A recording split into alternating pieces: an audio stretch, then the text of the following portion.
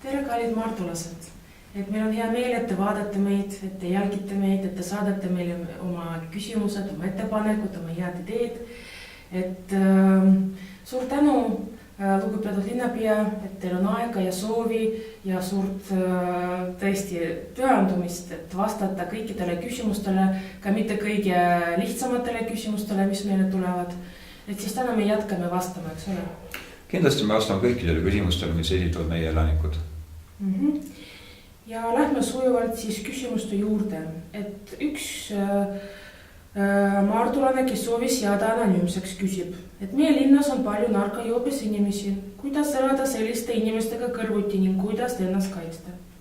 Et muidu, mida linn teeb selleks, et meil oleks turvalisem elada? No jah, see on ka üks nendest rasketest küsimustest, millele sellist täpset vastust ei saagi olla, kuna see on, ütleme, üle maailma probleemi, aga see ei läinud möödas ka Maardu linnast. Aga samas me ei vaata ka käed rüppes selle peale ja püüame teha, mis omavalitsus ikka saab selle juhtumil teha. Tegelikult ma kiidaks ikkagi meie politsei tööd, kes küll väheste jõududega, aga peaaegu igal infotunnil, kus osaleb ka meie politseikonstaabel, annavad aru toimunud, mis toimub linnas, millised kuriteod on ja vahetevahel ikkagi räägitakse, et on kinni peetud nii üks narkodiiler kui teine narkodiiler, nii et me tunnetame, et töö käib. Samas, nagu te aru saate, et jõustruktuurid ja omavalitsus, need on lahus ja nagu kuidagi mõjutada seda tööd paremaks veel teha, et meil ei ole jõudu ega võimu. Mis omavalitsus saab sellisel juhul teha? Ainult tõhustada tööd meie lastega. Hõivata neid, nende vaba aeg, et nad ei saaks tegeleda selliste asjadega, mis viivad kuriteoni.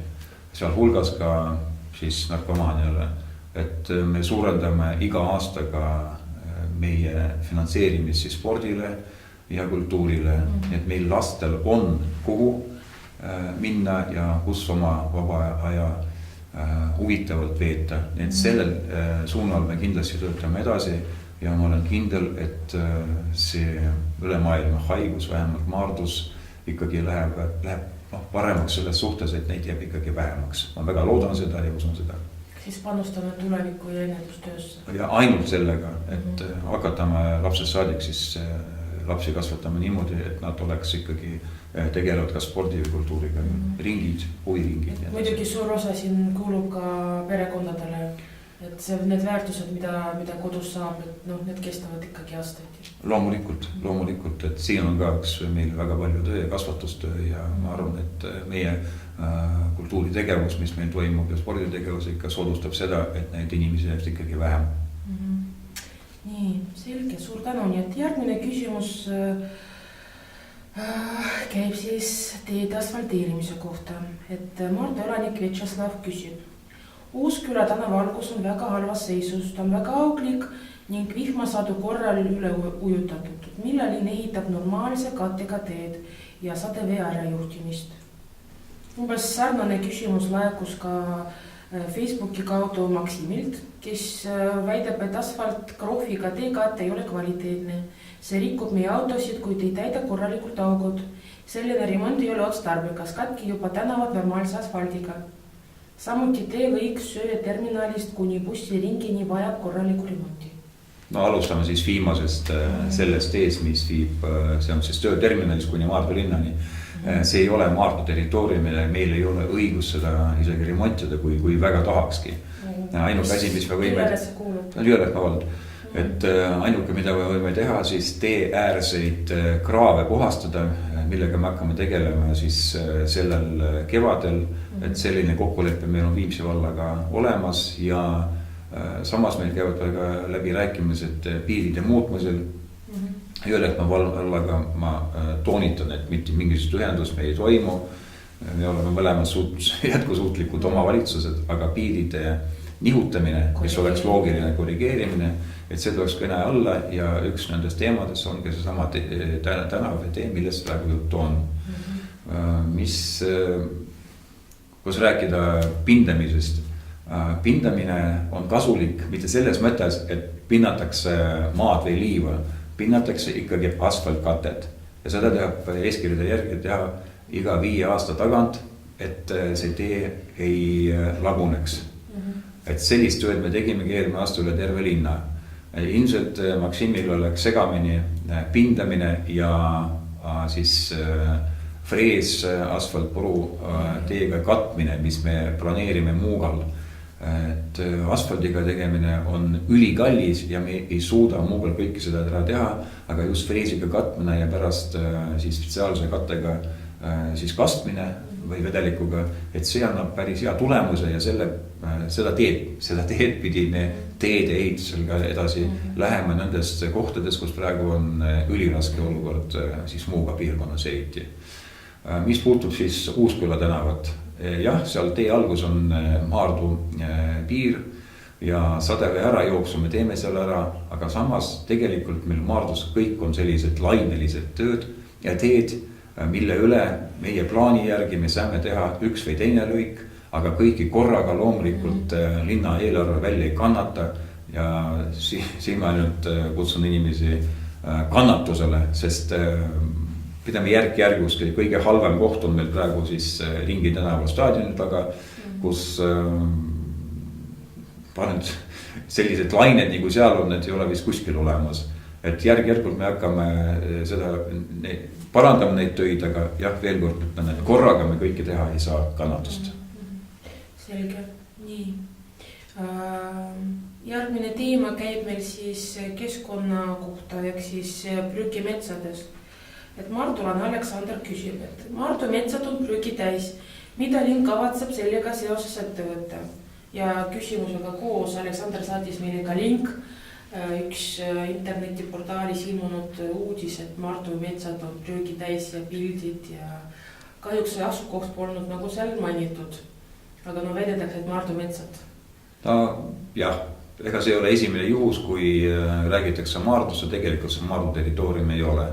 Et kõik, mis ümbritsevad Maardu, seostatakse ikka ka Maarduga. Loomulikult ma saatsin kohe inimesed otsima seda kohta, kuna pilgi järgi selgeks ei tee, kus see koht on ja siis meie ametnikud, 2 ametnikku, kuskil 4 tundi otsisid, ikka leidsid selle koha ja selgus, et see ei ole Maardu territoorium, vaid meie naabrivalla territoorium ja loomulikult me teatasime ka siis valda, et teavitasime, et selline prügihunnik on seal olemas. Nagu teate ise, kui üks pakk on olemas, siis selle ümber hakkavad kasvama rohkem ja me loodame, et siis vald võttis meetmed vastu, et sellise ise tehtud prügila ära koristada. Aga samas võin öelda, et tegelikult kuskil aprillikuus me niikuinii vaatame ümbritsevad piirid üle ja kõik, kus selline rämps on, me oma jõududega koristame ära, on see nüüd siis Maardu territooriumi, Jõelähtme või Viimsi. Kas teeme ära tuleb meil see aasta? Teeme ära tuleb kindlasti ja seal hakkame ka ära tegema. Väga tore. Nii, nüüd me sujuvalt liigume edasi, et Marina küsib, lugupeetud linnapea, millal saab tasuta sõita kuni järveni? Praegu on see võimalik vaid Kalmistuni. Vähemalt lapsed võiksid seda teha tasuta. Palun lahendage see küsimus ära. No, võin öelda, et tasuta transport Maardu piires jääb meie prioriteediks ja selle üle me töötame. Alles hiljuti olid võetud uued sotsiaalsed tagatised meie õpetajatele, kes saavad nüüd siis soodsalt sõita Tallinna ja Maardu vahel ja me võtame neid meetmed ka edaspidi.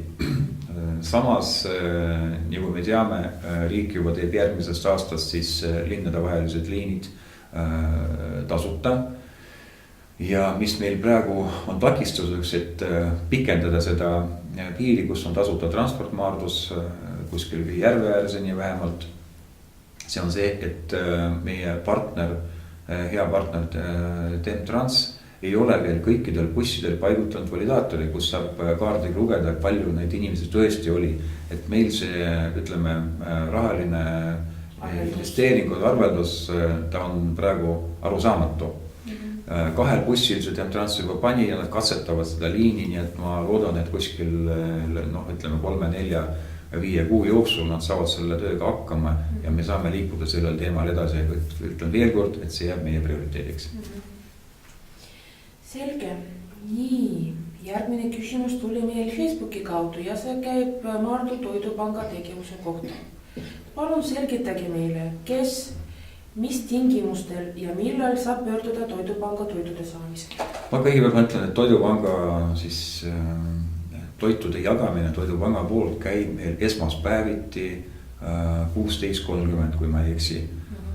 Ja see toimub siis Langu 4, meie sauna kõrvalruumis. Seal töötavad toredad inimesed, vabatahtlikud, kes tegelevad selle Toidupanga poolt saadud siis toidu jagamisega. Kes saavad? Kõik, kes taotlevad endale toimetulekutoetust, kõik need inimesed. Ja teised vähe kindlustatud ja mõtlen selle kirja järgi siis, et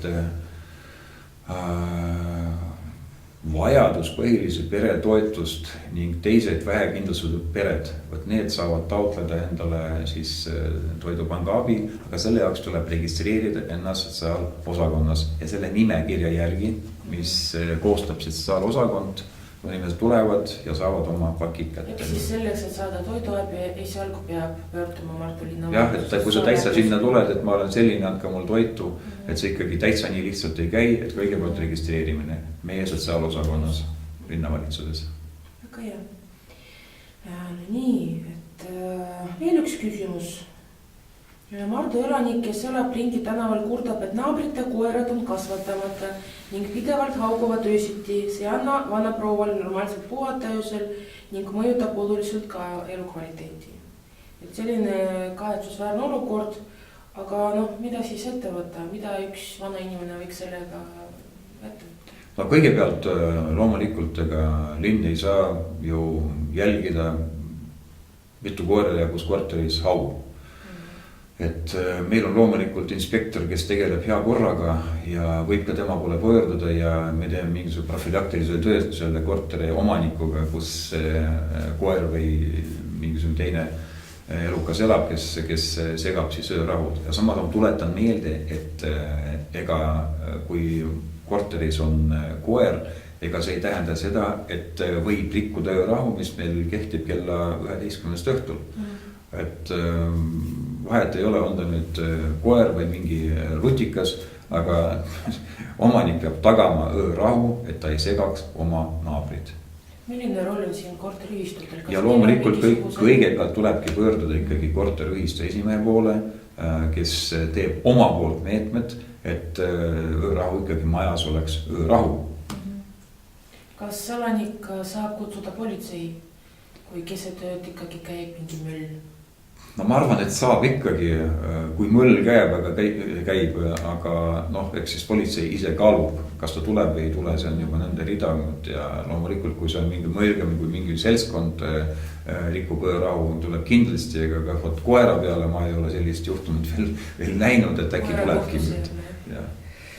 Nii, aga viimane küsimus meil siis käib, võib piltlikult öelda, et kõik need ettepanekud, mis on seotud meie heade ideede konkursiga, teeme Maardu kaunimaks ja paremaks, et need ettepanekud ja ideed saabuvad ja suur tänu teile kõikidele, kes juba reageerinud, kes on juba oma ideed saatnud, aga nende, sel teema kohta tekkis ka siuke huvitav elav arutelu ka Facebooki portaalis ja sealt kaudu tulid sellised ideed nagu suure parkimismaja ehitamine, et vajadus on suur linnas.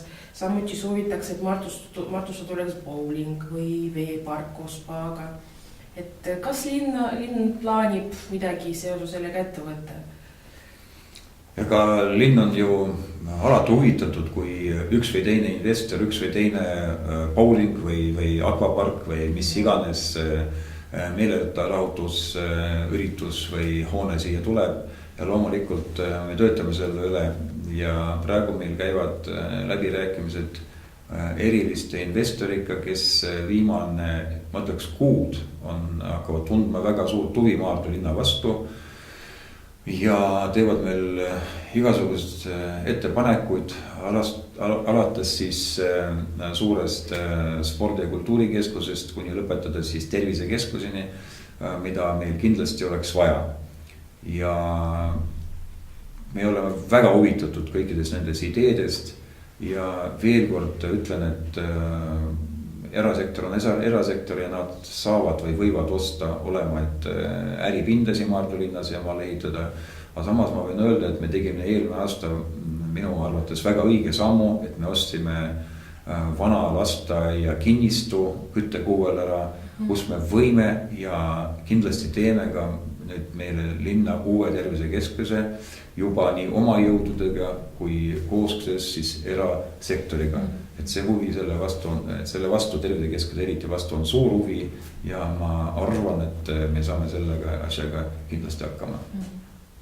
Suur tänu, lugupeetud linnapea, et need tänased küsimused on läbi saanud, et tuletame meelde, et kõikide oma ideedega, küsimustega, vahel ka etteheidetega võib julgesti pöörduda e-maili teel linnavalitsus@maardu.ee või siis helistada telefonil 6060 327 või siis suhelda meiega läbi Facebooki. Kindlasti tulge online ja likeige meid, jälgige meie uudiseid, mida me regulaarselt uuendame meie linnavalitsuse lehelt.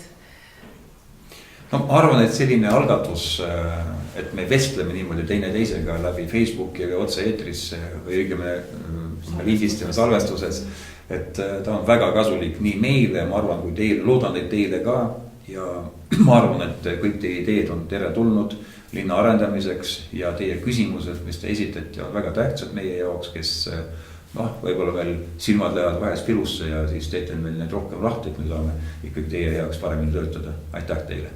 Suur tänu, järgmise korrani!